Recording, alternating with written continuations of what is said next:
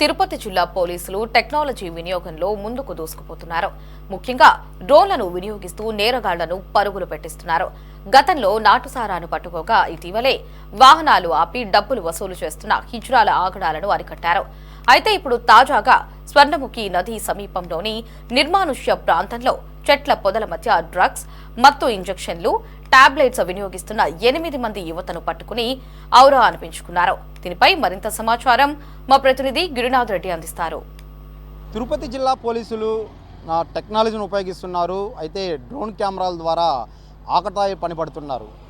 అయితే సాధారణంగా డ్రోన్ కెమెరాలు అంటేనే ఫంక్షన్లలో అయితే బహిరంగ సభలు కావచ్చు, పెళ్లిళ్ళలో వాడుతూ ఉంటారు. అయితే తిరుపతి నగర పోలీసులు మాత్రం ఈ యొక్క లేటెస్ట్ టెక్నాలజీ ద్వారా అయితే థర్మల్ స్క్రీనింగ్ 4 అనే కెమెరాను ఉపయోగిస్తున్నారు. ఈ యొక్క కెమెరా పగులుతో పాటు రాత్రిలో కూడా సరే చాలా క్లియర్గా విజువల్స్ అయితే రికార్డ్ అయ్యే పరిస్థితి అయితే కూడా ఉంది. అయితే ఎక్కడైనా అసాంఘిక కార్యకలాపాలు రాత్రులు కానీ పగులు కానీ జరుగుతూ ఉంటే ఈ యొక్క థర్మల్ కెమెరా తిరుపతి నగరం అంతా కూడా సరే చుడుతూ ఉంటుంది. ఈ కెమెరా లైవ్ లొకేషన్ ద్వారా ఎవరైనా ఆకతాయిలు కానీ ఏదైనా అసాంఘిక కార్యకలాపాలు పనిపెడితే మాత్రం క్షణాల వ్యవధిలో కూడా అక్కడికి పోలీసులు వెళ్తారు. ఆ యొక్క ఆకతాయిల్ని పనిపట్టే పరిస్థితి అయితే కూడా ఉంది. అయితే మనం చూసుకున్నట్టయితే జిల్లాలోనే ఈ యొక్క థర్మల్ స్క్రీనింగ్ 4 కెమెరా తిరుపతిలో టెక్నాలజీ కెమెరా ఉపయోగిస్తున్నారు.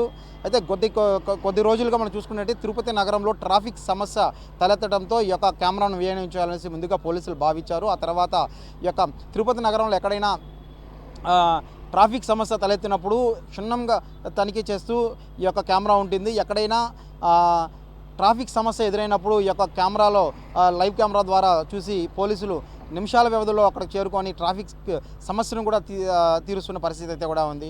అయితే ఆకతాయిలను పడిపెట్టడానికి కూడా ఈ కెమెరా వినియోగిస్తున్న పరిస్థితి ఉంది. ముఖ్యంగా రాత్రి వేళల అయితే రాత్రి 10:30, 11 దాటినప్పుడు కూడా సరే ఈ యొక్క ఆకతాయిలు మద్యం సేవిస్తూ చాలామంది నగరంలో తిరుగుతున్న కొన్ని బహిరంగ ప్రదేశాల్లో ఉండడం కూడా సరే ఈ యొక్క కెమెరా క్యాప్చర్ చేస్తుంది. నిమిషాల వ్యవధిలో పోలీసులు అక్కడికి వెళ్ళి వాళ్ళ కట్టడి చేస్తున్న పరిస్థితి అయితే ఉంది. మరోవైపు ఈ యొక్క కెమెరాల ద్వారా ముఖ్యంగా షాపులను కూడా సరే పోలీసులు గుర్తిస్తున్న పరిస్థితి అయితే ఉంది.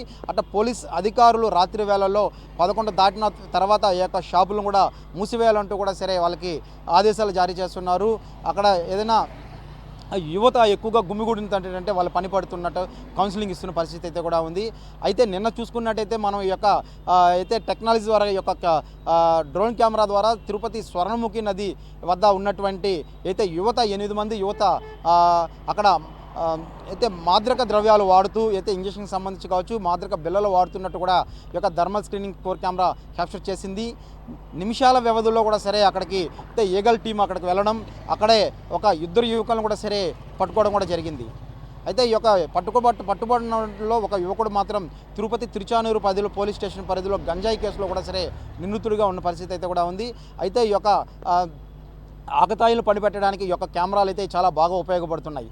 అయితే నగరంలో ప్రధానంగా చూసుకున్నట్టయితే గతంలో కంటే భిన్నంగా ఏదైతే గతంలో కూడా టెక్నాలజీ ఉపయోగించారో అయితే ఇప్పుడున్నటువంటి లేటెస్ట్ టెక్నాలజీతో అయితే సత్యనారాయణపురం అనే యొక్క తిరుపతి జీవకోణ ప్రాంతంలో ఎక్కువ అసాంఘిక కార్యకలాపాలు జరిగేదానికి అవకాశాలు ఉన్నట్టు రాష్ట్రంలో వివిధ ప్రాంతాల నుంచి వచ్చి చాలామంది ఉపాధి నిమిత్తం కూడా సరే జీవకోణ పరిసర ప్రాంతాల్లో నివసిస్తున్నారు. కాబట్టి ఈ యొక్క ప్రాంతంలో దాదాపు 40 ప్రాంతాల్లో కూడా సరే 120 సీసీ కెమెరాలను కూడా సరే అధునాతన సీసీ కెమెరాలను కూడా పోలీసు అధికారులు ఏర్పాటు చేసిన పరిస్థితి అయితే కూడా ఉంది.